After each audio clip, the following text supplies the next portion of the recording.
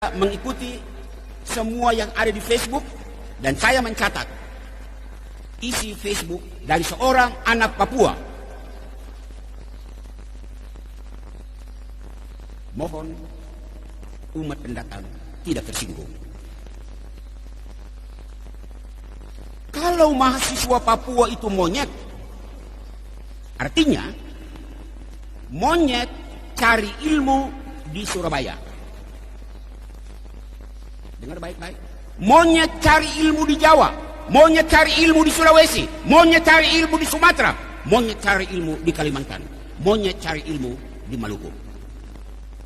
Sementara, dan ini jangan tersinggung, sementara manusia Jawa, manusia Sulawesi, manusia Maluku, manusia Sumatera datang mencari makan di tempat monyet. Membaca SMS itu saya malu. Saya malu sekali. Pikir dan renungkan. Orang waras pasti malu disebut cari makan di tempat monyet. Nilai setitik merusak susu sebelanga. Mulut satu anak, satu orang, beberapa orang Surabaya merusak susu sebelanga Jawa, susu sebelanga orang pendatang. Lebih malu yang mana? Monyet cari ilmu di tempat manusia atau manusia cari makan di tempat monyet? Jangan, sekali lagi, jangan tersinggung. Ini konsekuensi logis sebuah ucapan rasis. Pertama. Yang kedua, saya ingin menyapa bagian pemerintahan.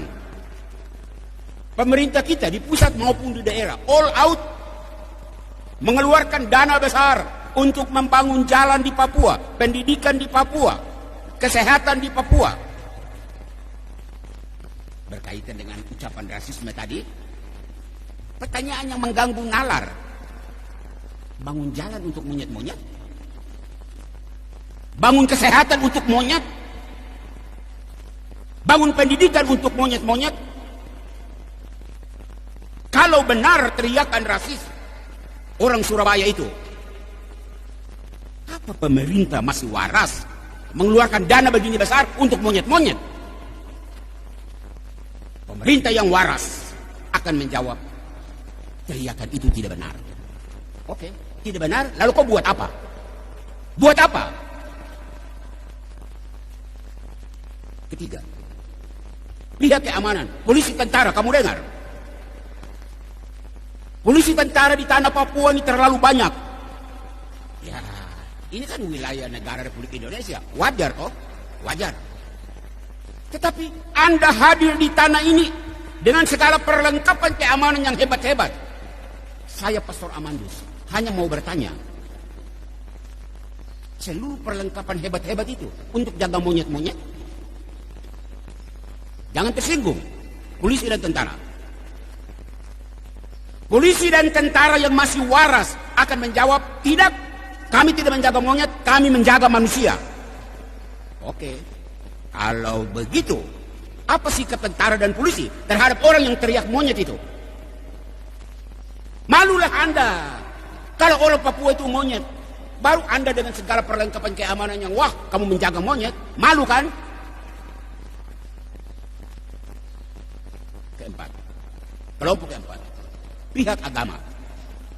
Saya tidak mau menyebut orang Islam, saya tidak mau menyebut orang Protestan. Saya hanya membatasi diri pada gereja Katolik. Pastor dan suster, sejak zaman Belanda sampai zaman pemerintahan Indonesia ini, luar biasa pastor dan suster begitu banyak datang di Papua untuk melayani. Anda mengabdikan seluruh hidupmu dari masa muda sampai Anda menjadi tua di tanah Papua ini. Pertanyaan kecil untuk direnungkan. Apakah Anda petugas gereja, pastor, bruder, suster, Anda melayani monyet-monyet? Sebelum pastor, suster, bruder yang lain menjawab, saya Pastor Amandus mau menjawab. 36 tahun saya mengabdikan diri sejak masih muda sampai rambut sudah putih ini di Papua. Saya tidak melayani monyet. Saya melayani manusia. Manusia Papua. Saya sedih kalau disebut orang Papua monyet. 36 tahun saya tidak melayani monyet-monyet.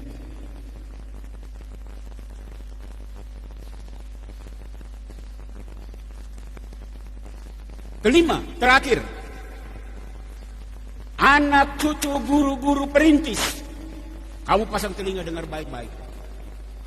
Kamu pernah mendengar cerita dari kamu punya orang tua, kamu punya tete nenek, pertama kali datang di Papua tahun 20-an, tahun 30-an. Mereka bercerita bahwa mereka bertemu monyet-monyet. Apakah kamu mendengar cerita bahwa orang tuamu datang mengajar monyet-monyet? Tidak, bukan? Kalau tidak, anak cucu perintis, jangan diam. Buat sesuatu dong untuk saudara-saudaramu orang Papua. Di sini, gereja Katolik yang masih waras, gereja harus membantah